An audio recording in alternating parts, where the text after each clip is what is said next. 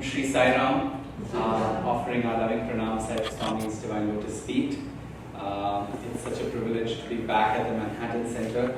I was here exactly 5.5 years ago. I had addressed the Manhattan Sai Center. It was conducted at that time in another church. And the topic of my presentation at that time was love and service.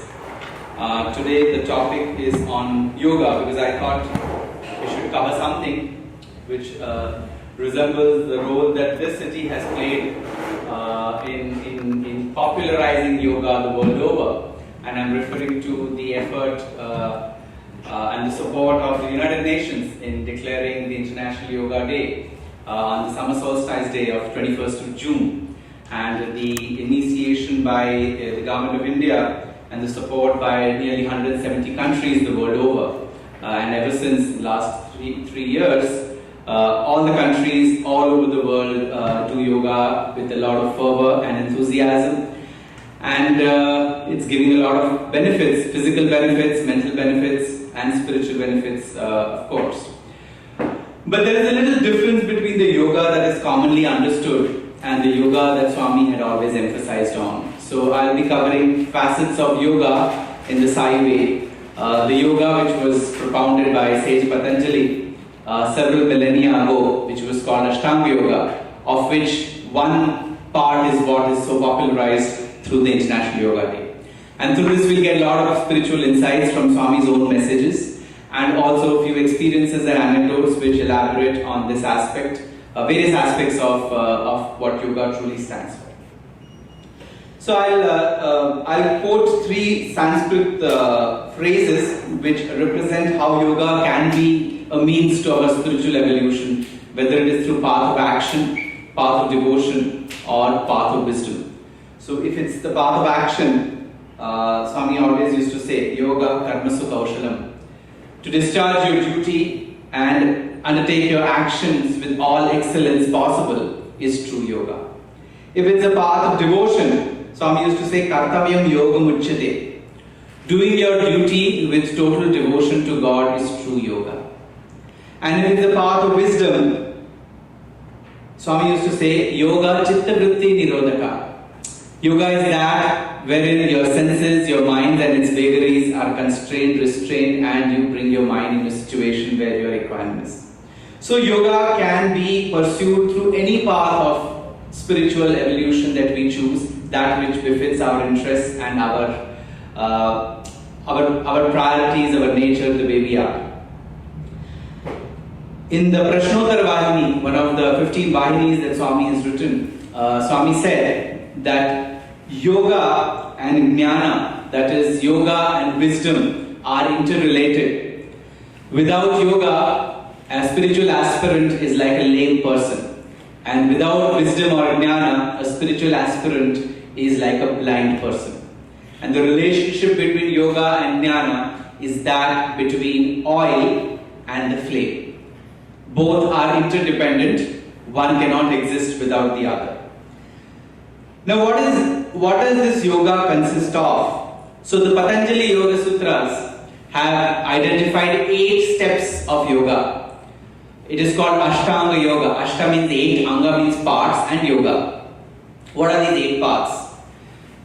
Yama, Niyama, Asana, Pranayama, Pratyahara, Dharana, Dhyana, Samadhi.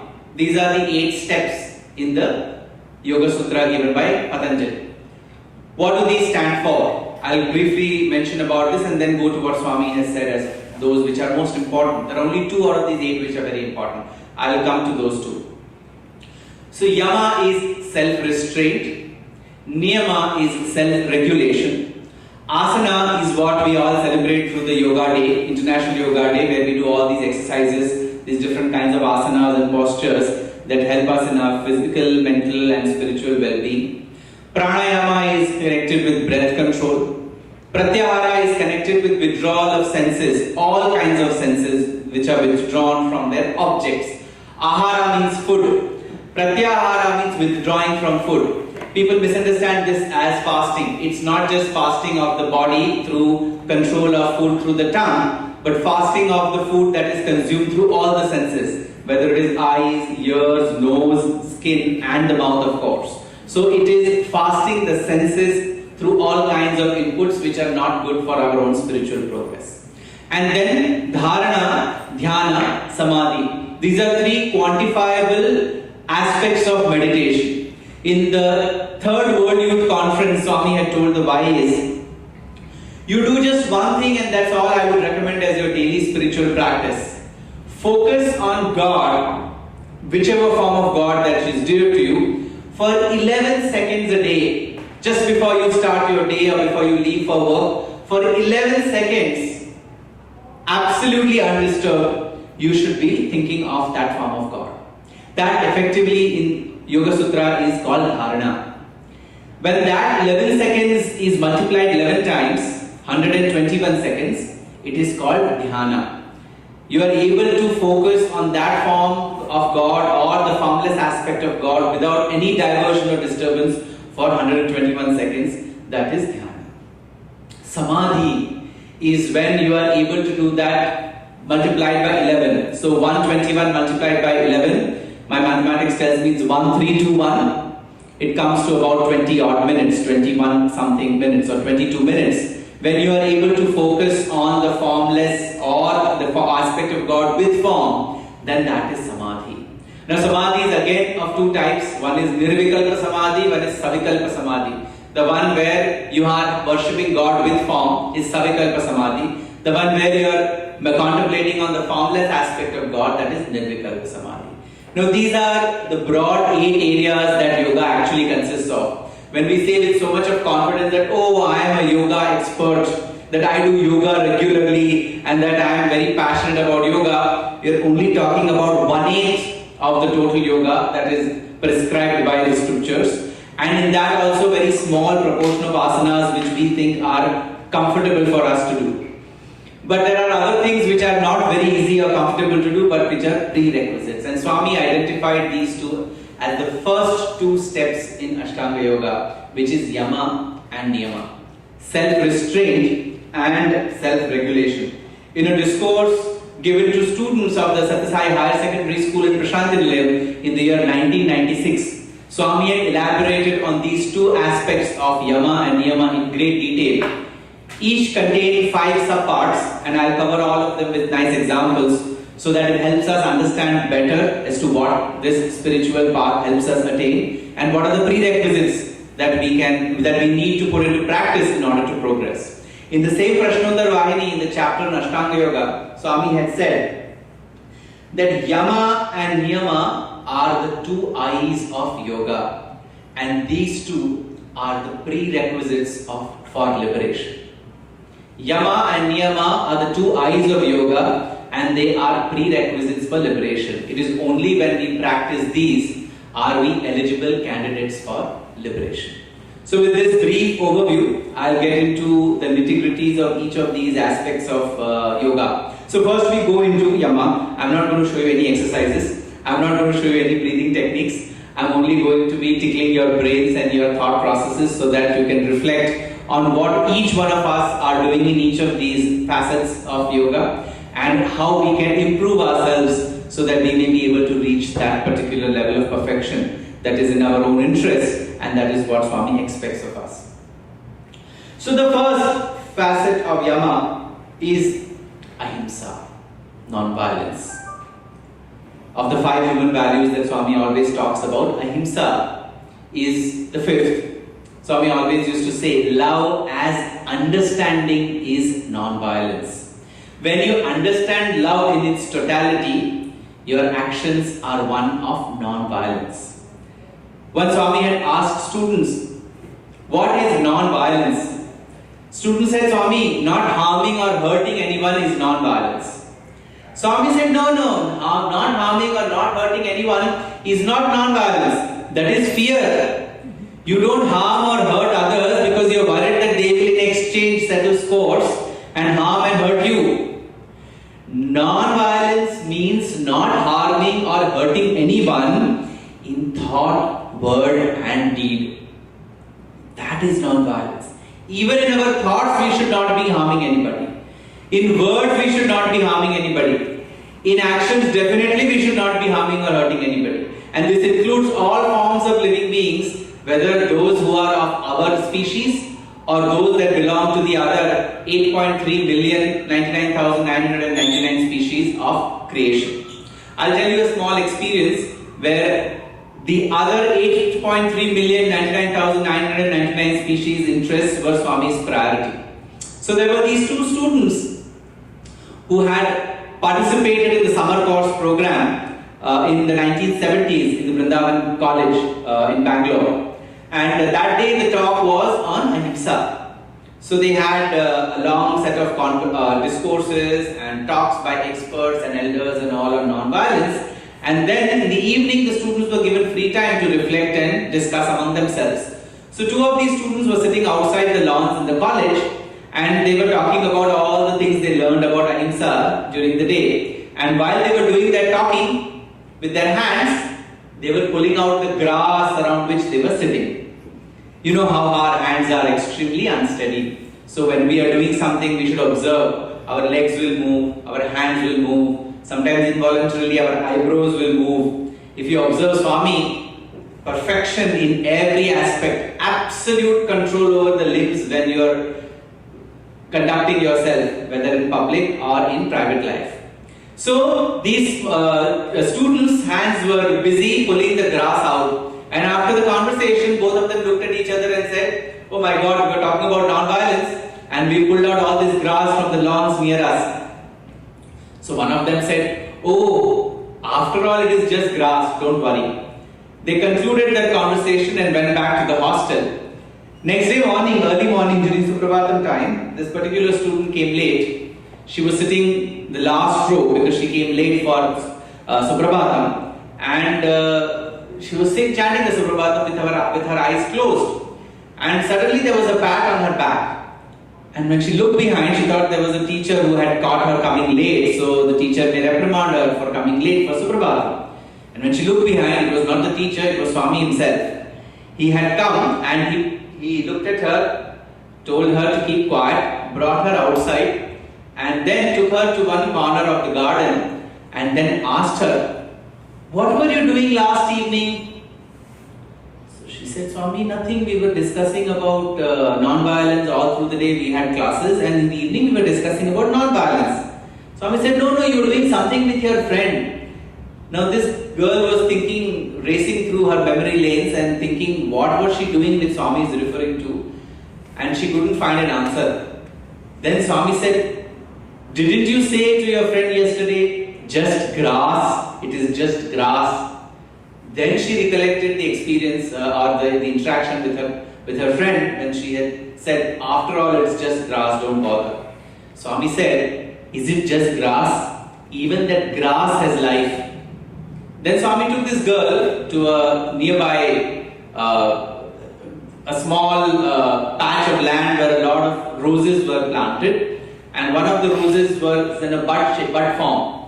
And Swami just touched that bud, and right in front of the eyes of the student, that bud blossomed into a fully bloomed rose. And this girl was just looking, and then Swami said, "See, even this flower responds to the power of love." Then the student said, "Swami, only you can do that. Only you have such love. We do not have such love." Swami said, No. It responds to everyone's love if you have genuine love for it." And then Swami took this girl, held her hand, and took another small bud which was nowhere near blooming, and touched that bud with her hand, and that bud bloomed into a fully grown rose flower in front of their eyes. So this girl was overwhelmed, and Swami said, "See, true ahimsa or non-violence is not harming or hurting any living being in thought, word and deed." This young girl today is a senior citizen, and she's a well-known speaker in the United States of America, and this story was narrated by Srimati Geeta Mohan Ram, who's been giving so many talks across the country over the last several decades. And she had shared this on one occasion where I was in the audience. And she said how Swami taught her at that impressionable age the importance of practicing ahimsa or non-violence. The second facet of Yama is Satya. Truth. Again, very easily misunderstood as speaking the truth is truth. Love as thought is truth, Swami always used to say. When you are thinking with love, then whatever you do, whatever you see, whatever you say is truth.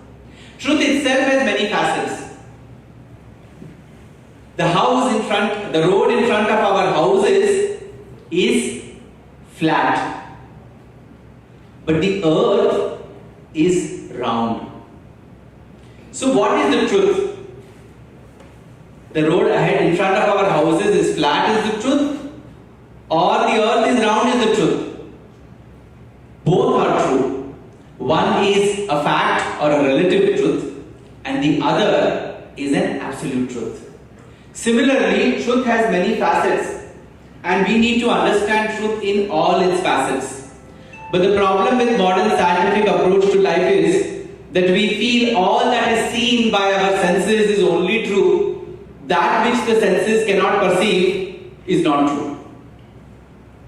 Swami always used to say, if your instrument is imperfect, how are you going to be able to grasp the final outcome of your analysis or your object of study?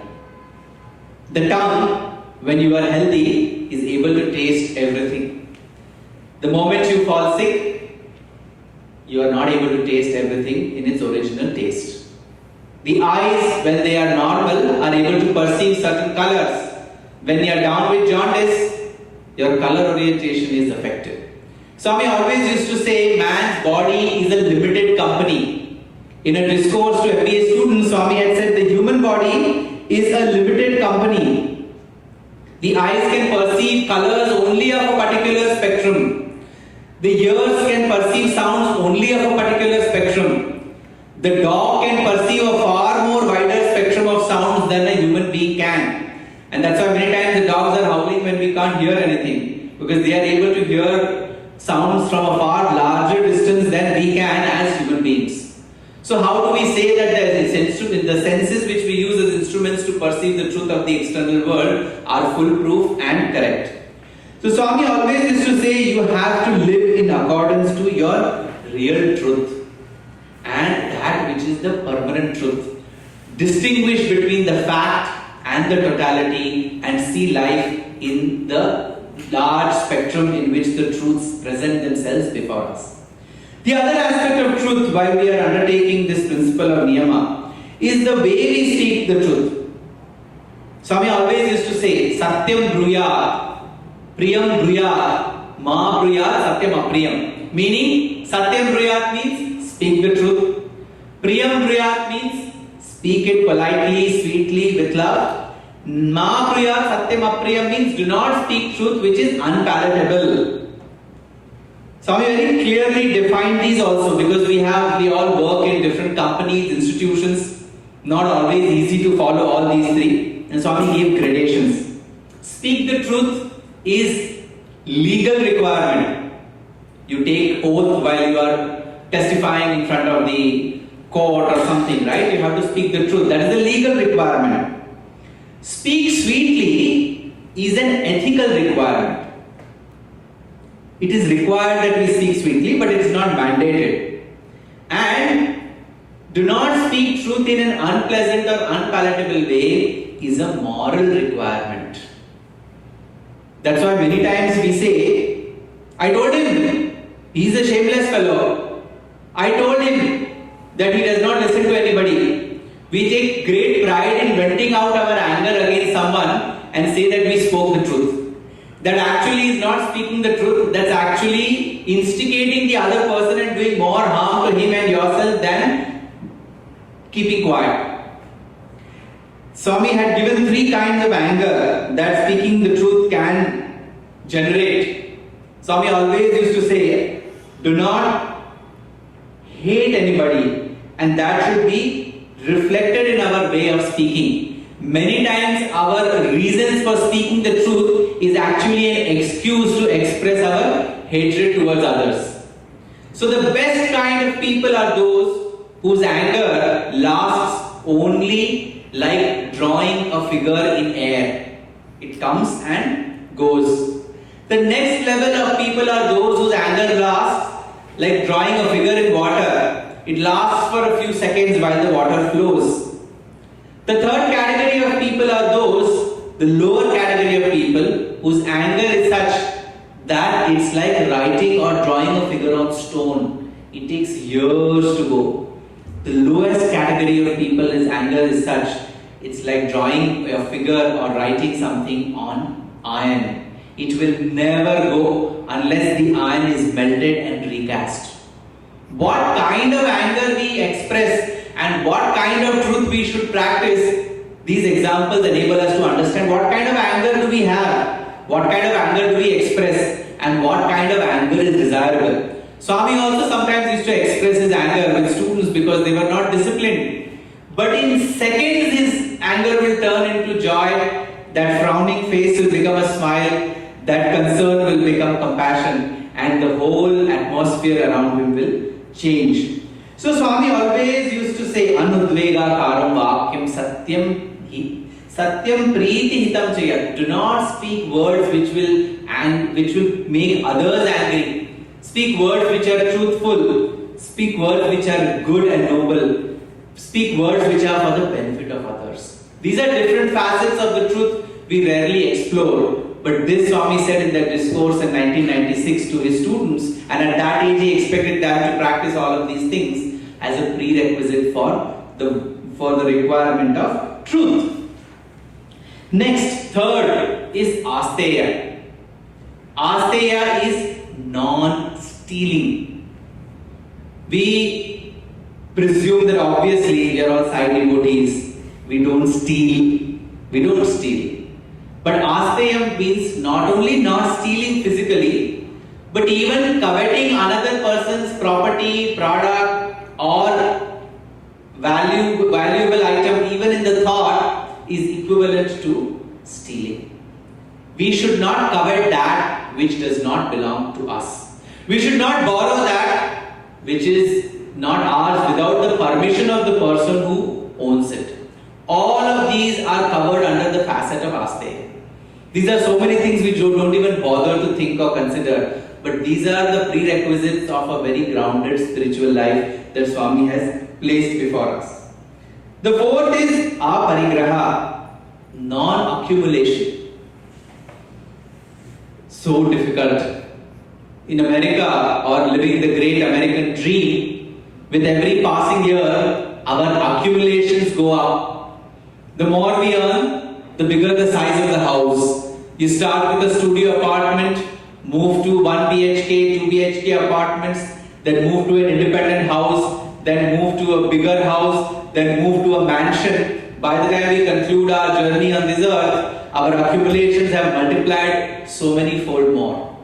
Non-accumulation is a prerequisite which the path of Yama or Yoga expects all the aspirants to practice.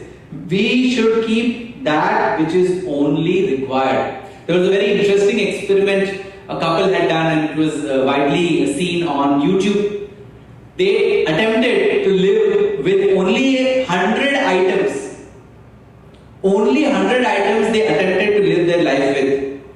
For a month or two they tried, and they found it very difficult to live even with 100 items of daily requirement. So we can imagine that each one of us is using several thousands of items on a daily basis as part of our household, personal and professional requirements. That's the quantum of indulgence that we are practicing. And as part of our spiritual requirement, Swami says that that is not required. Yoga says that is not required. Aparigraha also includes not accepting gifts. This is another common feature. You give gifts, you take gifts. Swami said this giving and taking gifts is a short approach to getting bound by karma. You can accept gifts only from three people. One is from parents. That is their blessings and whatever they want to give based on our deservedness. Second is from teachers. Accept education and their blessings. Third is from God. Only from God we can accept anything and everything, and we can even demand what we want only from Him. That's why Swami always used to say, if you want anything, ask me. Because I am the giver of whatever is available in this world. Why go around asking others who do not have the capacity to give? I am the bush fulfilling tree, the Kalparuksha. You must come and ask me. But don't come to the Kalparuksha and ask for coffee powder. Very often we go to Kalparuksha or God and ask for coffee powder. Coffee powder meaning that which is items of our daily requirement. That is available in the grocer shop. Swami always used to say, ask from God that which the world cannot give you. Because that is what is the best gift you can earn for yourself from God. So aparigraha is the fourth step in this journey of yoga under the first principle of yama. The fifth and the last step, often misunderstood but important, is brahmacharya. Brahmacharya in literal translation means celibacy. Swami always used to say celibacy is not possible to be practiced in the modern world. So we need to understand the spiritual significance of this term brahmacharya. Several discourses I have referred to in order to present what Swami has said and meant by brahmacharya. Swami always used to say, Brahmana acharati iti brahmachari. The one who performs all actions to please God is brahmacharya. Sarva karma bhagavad prityartham is brahmacharya. Doing all activities which will make God happy is brahmacharya. It is far more difficult to do this than to be a celibate. But that is the more pleasing, that is the more doable and the more desirable thing which Swami has said. Why? Because the moment you do everything to please God, every thought, every word, every deed will be measured in the parameter of the likes and dislikes of what Swami expects from us. What will Swami do in this situation if he is here? Whenever we are at crossroads in life, we always need to ask that question to know whether Swami will approve of something or not. If Swami were here, how would I have behaved? If Swami were observing me, how would I have conducted myself? If Swami would have been giving me an opportunity to take a decision on this and observing what I do, how would I be conducting myself? That is the best parameter to judge whether our actions are in alignment with Swami's expectations.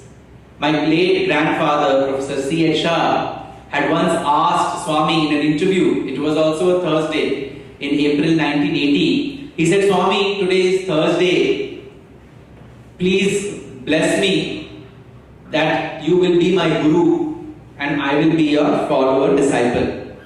Then Swami said, No, I am not your guru. Then Swami touched his heart and he said, your conscience is your guru. Always follow your conscience because that is where I reside. So, doing everything to please God, doing everything following our conscience is true brahmacharya. Another facet, in 2006, we students were with Swami in the interview room. Swami had blessed us to accompany him to the Atirudra Mahayajna program in Madras, Chennai, which was conducted in January 2007 in a grand fashion. Extraordinary celebrations. The whole city of Chennai was agog with Swami's presence. The governor, the chief minister, several central ministers, and it was a sight to behold when the traffic used to be kept on hold and Swami's convoy used to pass. Swami had presidential security. So the traffic would be kept on abeyance because Swami's convoy is going. Cars on both sides in the metropolitan city of Chennai will be waiting till Swami's convoy passes. And we were like the snakes or the cows or the rats which are worshipped along with Ganesha, Krishna and Shiva. As Swami's car used to pass, we used to follow Swami's car in his bus. So as he used to get clearance, we also used to get clearance. So on those busy roads, you can imagine in Manhattan, if the cars are stopped on all sides and Swami's convoy is passing, that's the kind of traffic Chennai sees on a daily basis. What typically would take 1.5 hours to go from one end of the city to the other, in that presidential security and preference, we would reach in 20 minutes. So we got an opportunity to see the devotion and the commitment of the local government and of nearly several hundred thousands of devotees from Chennai at the Atirudra Mahayajna. So in that interview, one of my juniors in Swami's university asked Swami, how to get self-realization? I always used to think, before I became a student, that inside the interview room, Swami gives separate, special, easy answers. But outside, while giving discourses, his answers are difficult and complex. So I thought, now I have an opportunity to sit inside with Swami in the interview room, so I will get some really easy path to the answer how to get self-realization. So I was just waiting what Swami will say. But all my hopes were shattered because the answer which Swami gave was the answer he gives in public. And that's when I was convinced that the answer is same. The only difference is outside he says the same thing to a few thousands of devotees, and inside he says that to a few dozen students.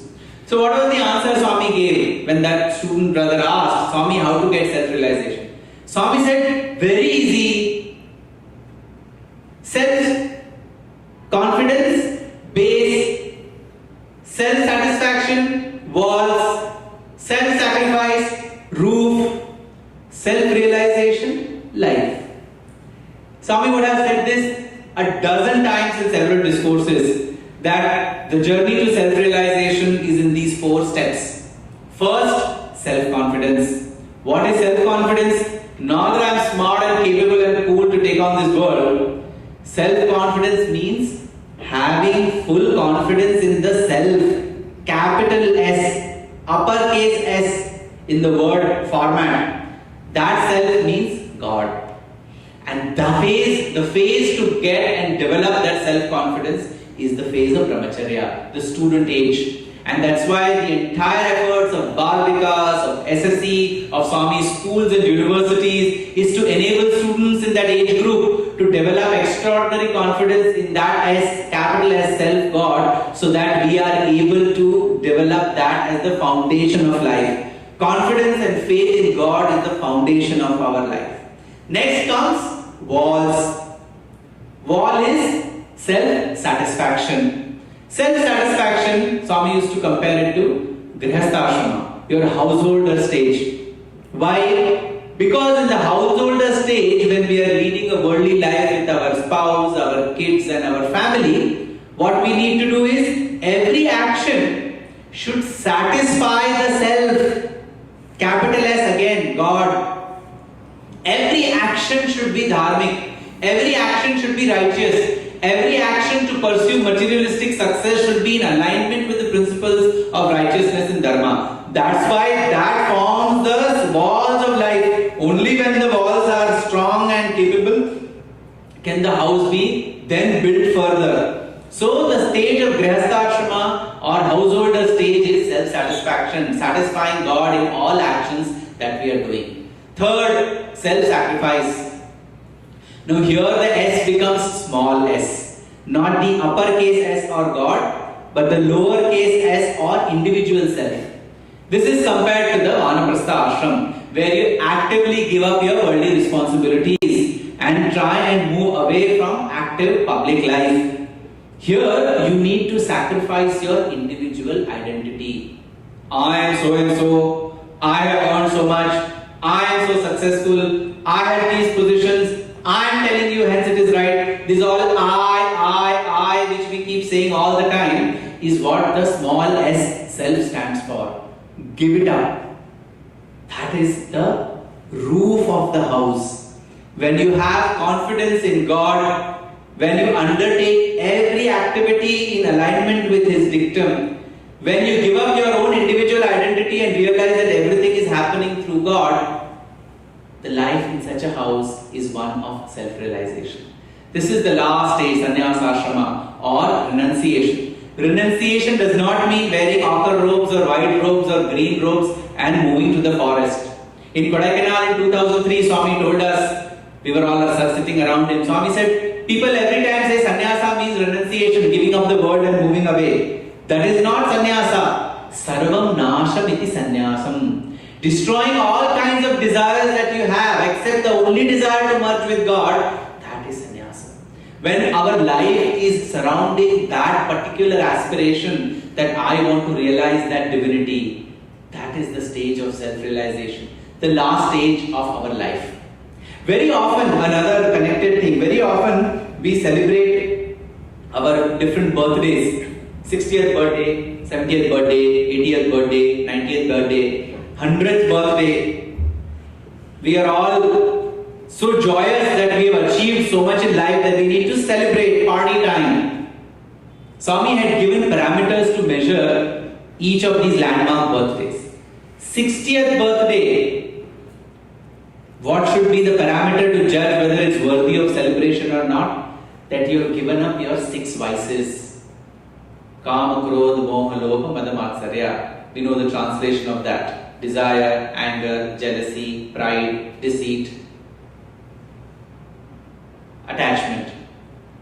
If we have given up these 6, in 60 years of our life, we have had this much time, the objective is to give up these. If we have, it's worthwhile celebrating 60th birthday.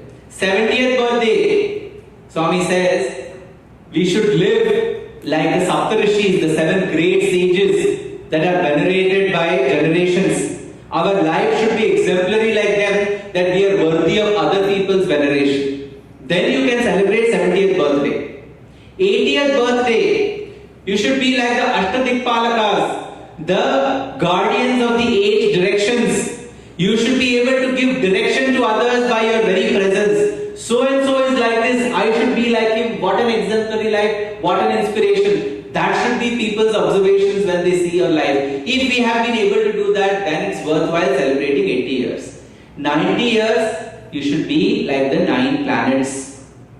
Like the 9 planets go on circulating around the sun and doing that 365 days a year, 24/7. Our life should be circulating around God all the time and nothing else. If we have been able to achieve that level of God concentration, God focused life, we can celebrate 90th birthday. If we are able to do all of this, Swami says, 100th birthday can be celebrated because you will be eligible to be one with God. That's why 100th is Purnam. You are one with God. Your life's journey, sojourn, and the 100 years of opportunity that you have been given is worthwhile because you have utilized this life to get back to God. The mission statement of life is only one. You are born so as not to be born again. If that is the mission statement of life, what efforts are we making in order to achieve and reach that is what we need to be focused on. One nice instance I'd like to share. Professor Kasturi, Swami's biographer, translator, and several other positions he held, once wanted a mantra from Swami in one of the pilgrimage places which he had visited with Swami. Swami said, I will give you a mantra later on in the day. So he was fasting. He was not eating anything. He was waiting to get this mantra from Swami. Breakfast time over, brunch time over, lunch time was coming near. This septuagenarian was fasting, not eating anything. So lunchtime, Swami said, Kasturi, let's have lunch. So he said, Swami, I cannot have, I'm fasting. Swami said, why? Because you promised me to give mantra. So Swami said,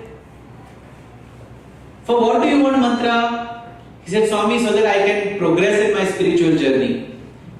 What will you get if you progress in your spiritual journey? Swami, I'll be close to God. Then Swami looked at himself. Swami looked at Professor Kasturi. Swami's robe and Professor Kasturi's upper garment were almost touching each other as they were talking. Swami said, how much more close to God do you want to be, Kasturi? You have already worked and done all the rituals and fasting that is required in order to be close to God. Now you have to experience Him all the time. Give up these external rituals and become spiritual. Spirit plus ritual is spiritual. When all the rituals are done in its true spirit, that is spirituality. You are fasting because you want to be away from all the worldly things and you want to be focused on God. That is the direct translation of Upavasa. Upa means near, Vasa means staying. So Upavasa means staying near God all the time. But the problem is when we are fasting, we are planning 3 days in advance. Oh, day after tomorrow I am going to fast. So prepare all these variety of food items and ensure that we are able to get all the tasty food which is permitted in the fasting period and we don't have to stay hungry. Swami said spirituality does not mean doing all these rituals. It means pleasing the God within you through the inner significance of all of these spiritual things.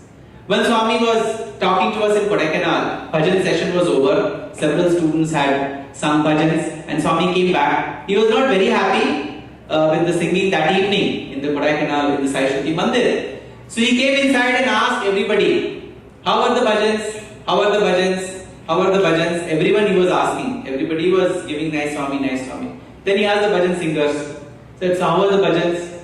Said, Swami, if you are happy, then we are also happy. Swami said, are you happy with your singing? They said, no, Swami, today we did not do well. Swami said, if you are not happy with your singing, how can I be happy with you? Because I am not different from you. If you are able to be happy with your actions, then you can be rest assured that God is happy. But if you yourself are guilty of not doing the right thing, then don't think that you can doing God. That is the level at which Swami grooms and trains us. Another interesting incident, one devotee came to Swami in the interview room and said, Swami, I don't feel your presence in Canada. What is the reason? Swami said instantly, do you feel your own presence in Canada?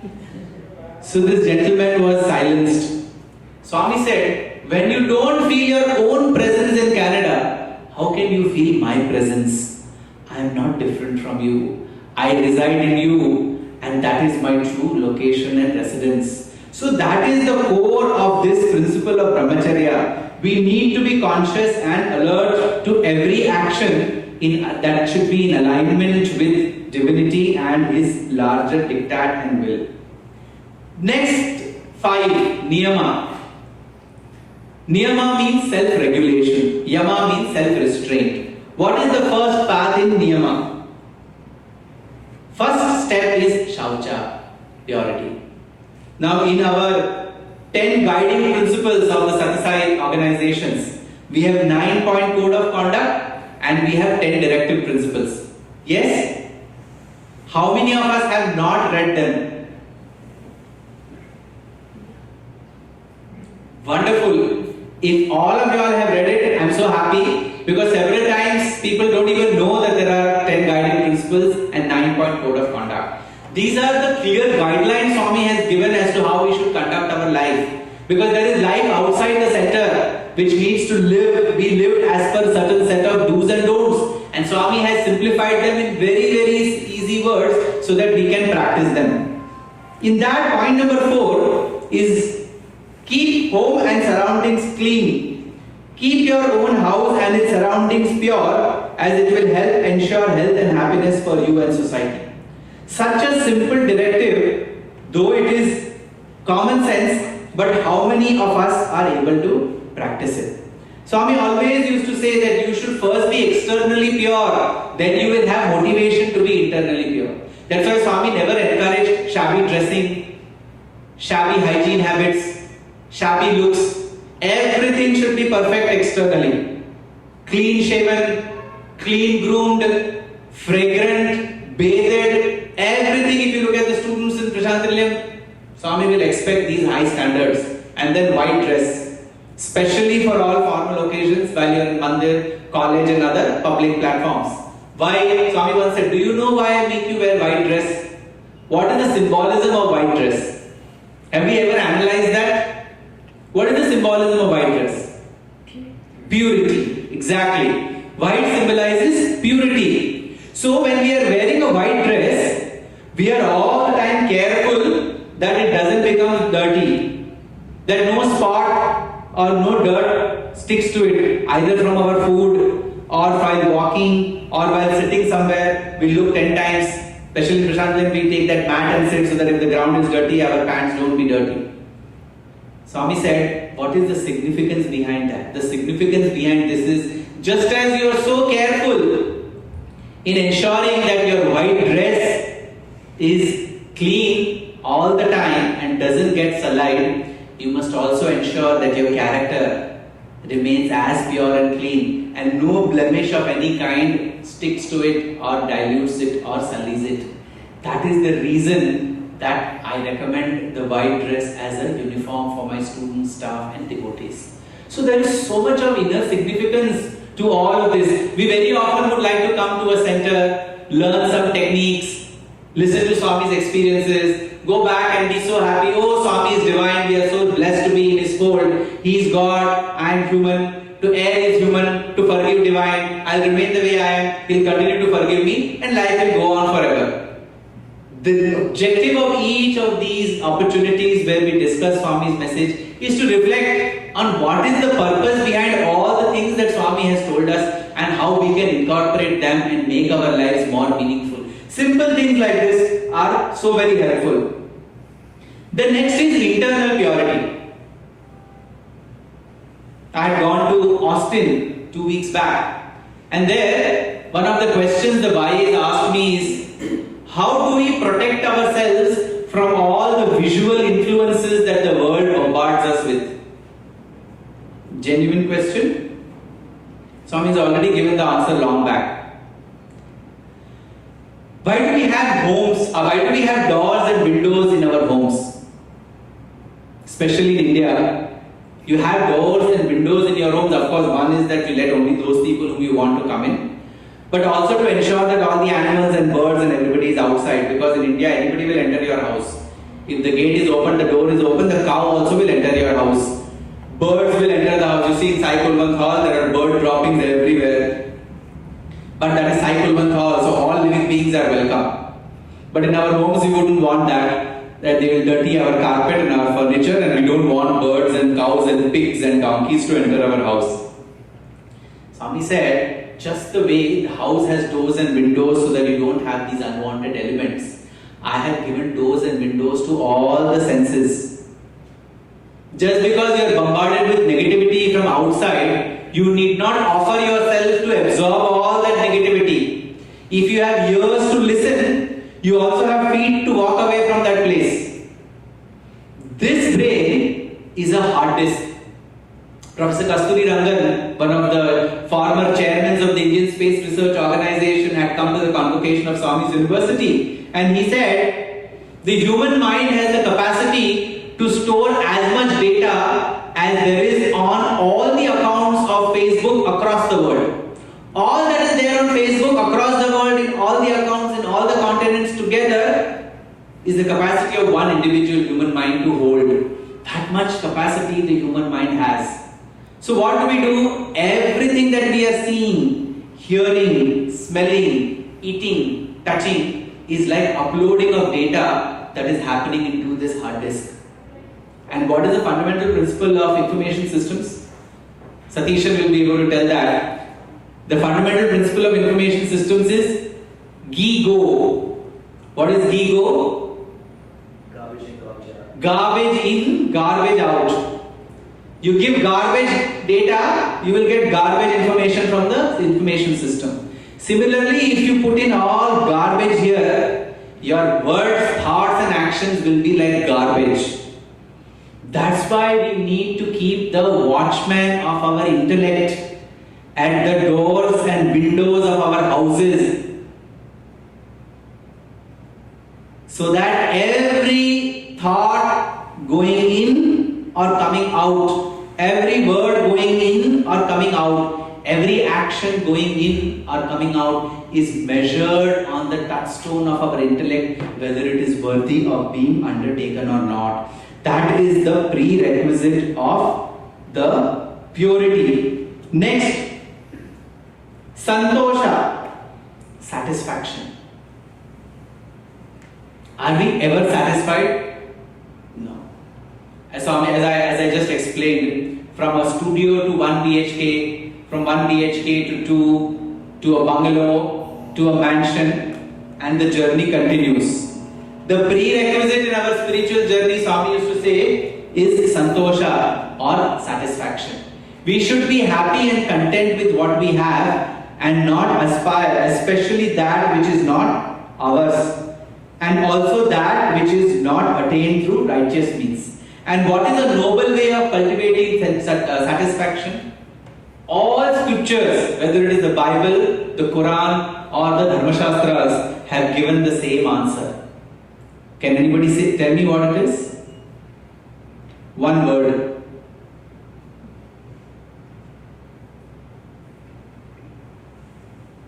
Okay, I'll give it up. Charity. Every scripture has given a solution to take care of our requirement of satisfaction.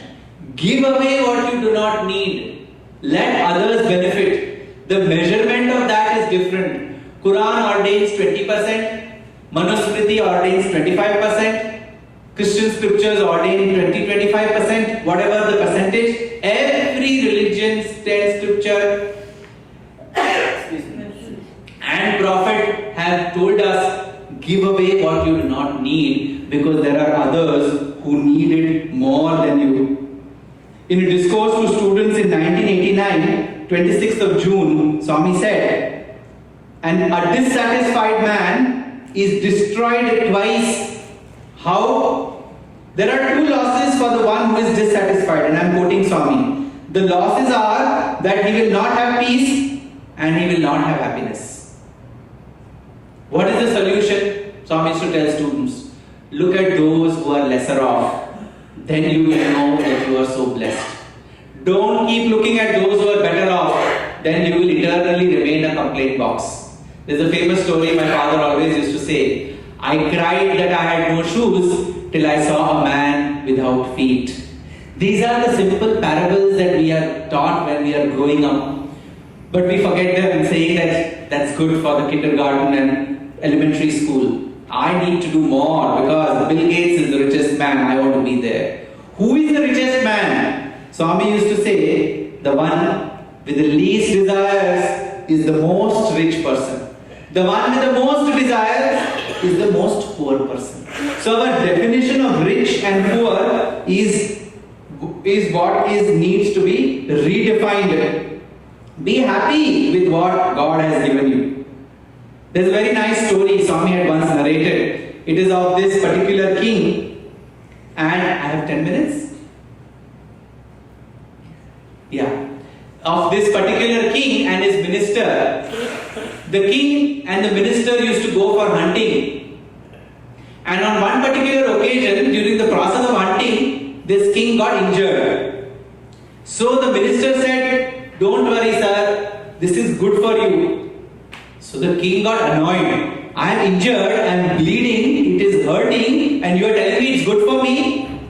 Put this minister in the prison. So he was put in the prison. Another weekend, the king went for hunting with another minister. While in the process of hunting in the deep woods, they got separated. The king landed up in the hands of a tribe. That tribe believed in giving human sacrifice to please the deity. So they decided that the king has come to our hands. We will offer this king to the deity and we will earn great merit. You see, the normal feeling is if we crucify someone else, we will be better off. You have to crucify your own negativities, that's when the deity will be happy. So, that's also incidentally the meaning of jihad, and Swami has given that in the explanation to Islam in great detail. I saw the 9/11 memorial today, and I was reminded of the inner significance of the word jihad itself. Swami had said when he was giving a discourse on Islam on one of the Eid occasions, Swami said true jihad is the one which every individual has to take against his own vices. Wage a war within yourself and destroy all possible vices that exist. That is the jihad that the Prophet recommended. That is what every pious Muslim should practice. That is the prerequisite for every spiritual aspirant in this world. So this particular king was a desirable offering to this deity. They started decorating him, and all of a sudden they realized that he was injured. So an injured offering is not auspicious. So they said, okay, you go away, we cannot offer you, we relieve you. So the king went back running, went to this particular minister and said, thank you so much. Indeed, what you said was good for me. Because I got injured last week, my life was saved this week. It is good for me. But I am so sorry I put you in jail. So the minister said, no sir, this is good for me. He said, how can being in jail be good for you? He said, of course sir, if I would not have been in jail, I would have come with you. If I would have come with you, they would have found you an insufficient offering, and I would have been offered to the deity. My life would have ended. So being in jail was a So Swami said, whether you chant any other mantra or not, chant this mantra. Whatever happens is good for me. Whatever happens is good for me. Because whatever is happening is good for us. Because Swami has ordained that in the best way possible. We are not able to perceive the benefit at this point in time. Swami always used to give the example of a march past procession. The person on the first floor is able to see only the first contingent. The person on the 10th floor is able to see 5 contingents. The person on the top of the skyscraper is able to see the entire procession. From the time it has started to the time it is ending, the entire order of the contingents, everything. The person on the skyscraper's tallest floor is able to see. What is the meaning of this? We are like the person on the first floor. We can only see the present. Those who are better off than us, spiritually advanced souls, are on the 10th floor. They can see a few things before and after. God is seeing everything from the time we are evolved to the time we are going to be attaining Him. So He knows in this entire sequence of our evolution what is good for us and at what point in time we are able of swallowing and accepting and digesting, implementing certain things, and hence He gives us those tests. So keep repeating this mantra. Whatever happens is good for me. Whatever happens is good for me. This is the essence of santosha or satisfaction. Third, swadhyaya, self-study. Again, point number 6 in our 9-point code of conduct is regular study of Satisai literature. This is one of the 9-point code of conduct. How effortlessly Swami has integrated the core elements of yoga into our organizational discipline. If only we know the connection between the two, we'll be able to practice it with great fervor. What is the importance of self-study? Why should we do self-study? We should do self-study because we do not have idea about the fundamental concepts of spirituality. I was once serving in the Vrindavan stores. One of the aunties came and she said, I want 2 packets of vibhuti. This is a popular story, I narrate it everywhere because it's so insightful and also very, very reflective of what we do. So that auntie came and asked me, I was serving there, I want 2 packets of vibhuti. I gave her 2 packets of vibhuti, 2 rupees each, 4 rupees I took from her. She was looking at the packet on both sides. I said, what happened, auntie? The price is not written there, it's 2 rupees. She said, no, I'm looking at the expiry date of vibhuti. So it took me a couple of seconds to digest that, and the side devotee is looking at the expiry date of vibhuti. Then I looked at her and I said, auntie, the vibhuti has no expiry date. The vibhuti is indicative of our expiry date. So she was aghast. She was looking at me as if this teenager has the audacity to tell me about my expiry date and show me the mirror. This is how we are. We do not know the inner significance of the things we do on a daily basis. Vibhuti is applied, is distributed every day. Even today we will sing the Vibhuti mantra. Baba's Vibhuti, its power protects me. What is the symbolism of Vibhuti? The symbolism of Vibhuti is that is the final stage of our existence. Each one of us is ultimately going to become ash. If we are ultimately going to become ash, why not lead our daily life with that awareness so that every action and reaction is in alignment with the highest principles of Dharma? We apply that to remind ourselves every morning, and we apply that as a reminder to everybody who is seeing us also, that you too will become this one day. Why not lead your life in a more meaningful, fruitful and noble way? That is the inner significance of Vibhuti. Self-study enables us to understand the true message of spirituality. Swami has given us 5,000 discourses. Even if we read 5 pages a day, we may not be able to finish all of them in our lifetime. But if we are able to read that and reflect and ruminate over it, our spiritual advancement will be far more than any other sadhana that we may undertake. Because it will open up the closed layers of our cabbage-like mind and make us receptive to the vibrations and the power that this universe wants to confer on us.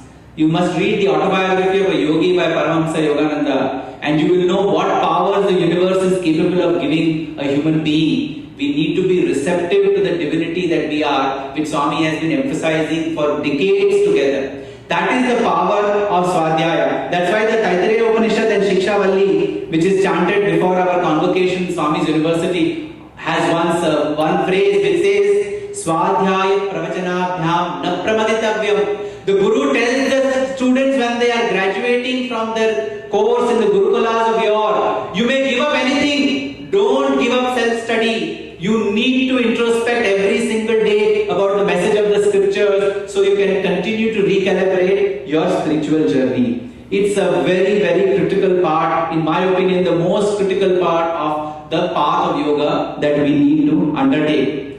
Unfortunately, what the sages had to work for several decades in order to get the highest truths, Swami has given us on the platter. You and I are one.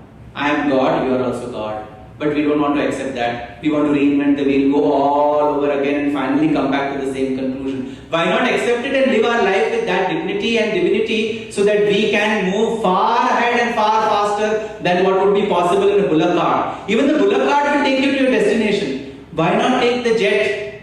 Why not fly and reach with the expertise that science has provided? Why not progress in our spiritual journey with the message that Swami has given us? Second last part, tapas.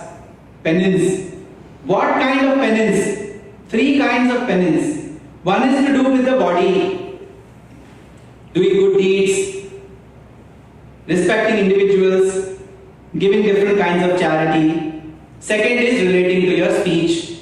We already discussed what that encompasses. Speak the truth, speak pleasingly, do not vent your anger in the name of speaking the truth. Finally, manasika, mental. We all think that standing on one foot like this is yoga, is the highest tapas. That's why it is shown in spiritual tele-serials and others. Oh, Hiranyakashipu went on doing like this for several years and Lord Brahma was pleased. This is very easy to do. I had gone to San Diego to address the devotees there, and there in the water world there were flamingos. All of them were standing like this. Absolutely motionless, far more motionless than we can ever be in the highest levels of sadhana or tapas or penance. So is this penance which even flamingos can do? Swami said there is only one tapas or penance that is the most beneficial. What is that? I will tell you through a story. Swami was sitting with us in Trai Vrindavan and the exams were just over. I think 5 minutes I'm done, the last part is here. The exams were just over and Swami was asking, what are the 3 subjects in sciences?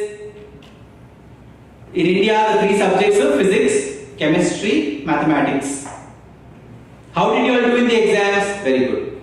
Now we wonder why Swami should ask how did you do in exams? Exams are irrelevant. You have to attain the Atma. That's what we usually give as escapism, right? Swami always used to say the student should get, students should get the best grades, because a spiritual aspirant, if he cannot excel in the worldly things in the righteous way, how can he develop the discipline to excel in his own inner journey?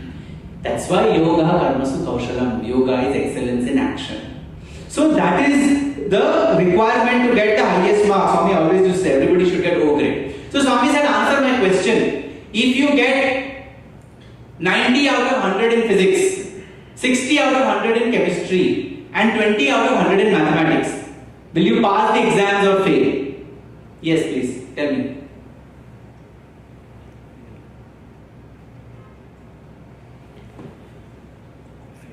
Tell me, pass or fail?